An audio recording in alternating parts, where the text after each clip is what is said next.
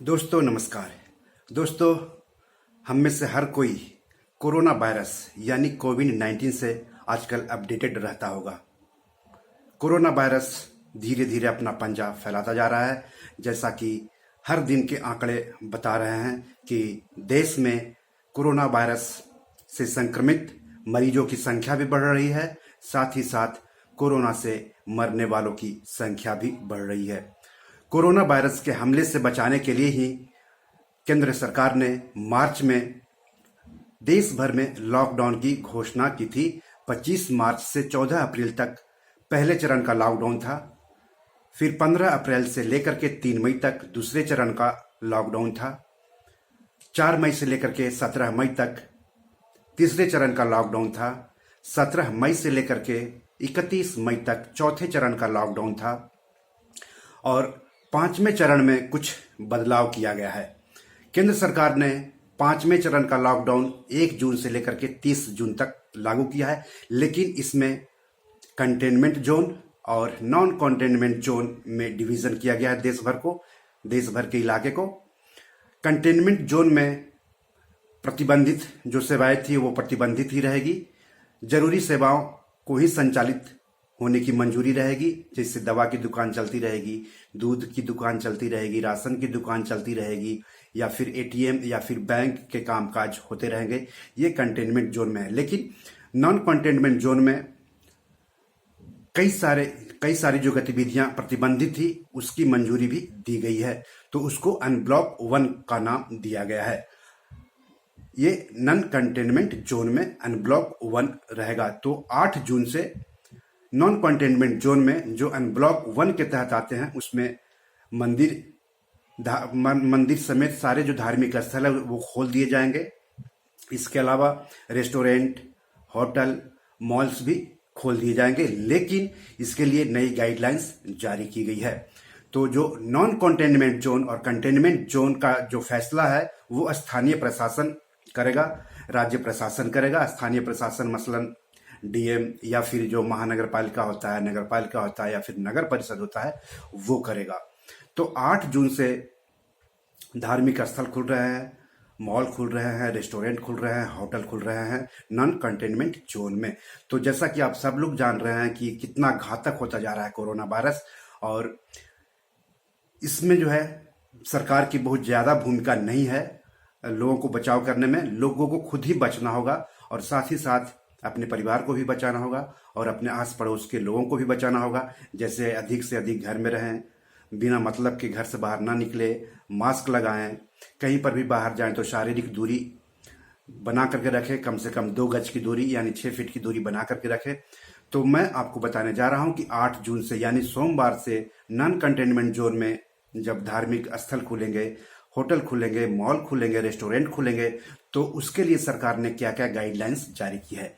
तो धार्मिक स्थल में आपको बता दूं कि धार्मिक स्थल में एक तो श्रद्धालु जाएंगे, इसके अलावा जो वहाँ पुजारी होते हैं वो होंगे, इसके अलावा धार्मिक स्थल के जो प्रबंधक होते हैं या फिर धार्मिक स्थल में पूजा सामग्री बेचने वाले लोग होते हैं, तो सबके लिए गाइडलाइंस जारी की गई है।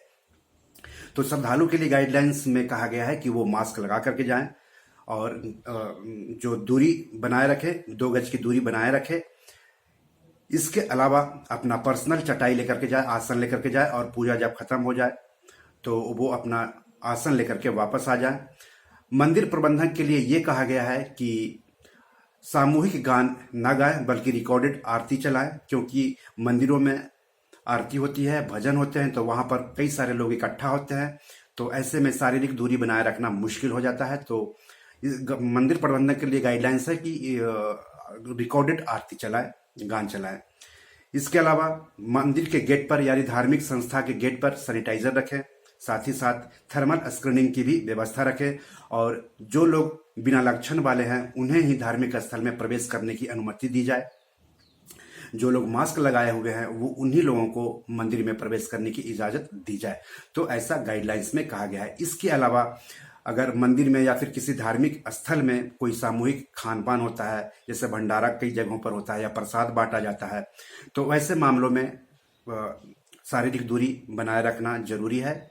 इसके अलावा अगर आप पूजा सामग्री खरीदते हैं मंदिर के बाहर से या फिर मंदिर के कैंपस से, तो वहाँ पर शारीरिक दूरी जरूर बना के रखें, क्योंकि दोस्तों आप द्वारा बचाव है। क्योंकि आप लोग जैसा कि डेली खबर में पढ़ते हैं कि अस्पताल में बेड नहीं है, या फिर कोरोना प्रभावित पेशेंट या फिर दूसरी बीमारी से जो प्रभावित जो मरीज है दूसरे बीमारियों के, उन्हें हॉस्पिटल में नहीं भर्ती किया गया है। तो इस तरह की खबरें आ रही है आजकल।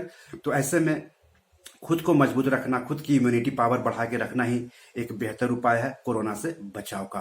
तो ये तो रही बात धार्मिक स्थल की। बात कर लेते हैं रेस्टोरेंट की। तो रेस्टोरेंट में भी अगर आपको खाना खाना है तो आप जो है घर मंगा ले तो ज़्यादा बेहतर है। अगर वहाँ पर जाके खाना भी खाते हैं तो मास्क लगा करके जाएं। शारीरिक दूरी, निश्चित जो शारीरिक दूरी का जो पैमाना है उससे अपनाएं, 2 गज की दूरी बना करके रखें। इसके अलावा जो रेस्टोरेंट मालिकों के लिए जो गाइडलाइंस जारी की है उसके मुताबिक दरवाजे पर सैनिटाइजर रखना जरूरी है। इसके अलावा थर्मल स्क्रीनिंग की भी व्यवस्था की जानी चाहिए, और बिना लक्षण वाले और मास्क लगाए हुए ग्राहक को ही रेस्टोरेंट में आने की मंजूरी देनी चाहिए। इसके अलावा ग्राहक के लिए और वहाँ रेस्टोरेंट में काम करने वाले स्टाफ के लिए अलग अलग दरवाजे होने चाहिए। अगर रेस्टोरेंट में काफ़ी भीड़ है तो आधे लोगों को ही रेस्टोरेंट के अंदर बैठाना चाहिए और बाकी लोगों को वेटिंग रूम में बैठाना चाहिए। साथ ही साथ रेस्टोरेंट के लिए ये भी कहा गया है कि 50% ग्राहक को ही एक बार बैठने की इजाज़त देनी चाहिए। तो ये है रेस्टोरेंट के लिए गाइडलाइंस। मॉल्स के लिए भी गाइडलाइंस में कहा गया है कि मॉल्स के गेट पर सैनिटाइजर और स्क्रीनिंग, थर्मल स्क्रीनिंग का व्यवस्था किया जाना चाहिए। इसके अलावा मॉल के अंदर खरीदारी करते समय सोशल डिस्टेंसिंग नॉर्म्स का पालन किया जाना चाहिए। इसके अलावा बिना लक्षण वाले और मास्क लगाए हुए ग्राहक को ही मॉल में एंट्री की अनुमति दी जानी चाहिए। तो दोस्तों कल से मॉल खुल रहे हैं, रेस्टोरेंट होटल खुल रहे हैं और धार्मिक स्थल खुल रहे हैं। तो आपको सरकार द्वारा जारी जो गाइडलाइंस है उसका पालन करना चाहिए ताकि आप सुरक्षित रहें, दूसरों को भी सुरक्षित रखें। तो आज इतना ही। नमस्कार।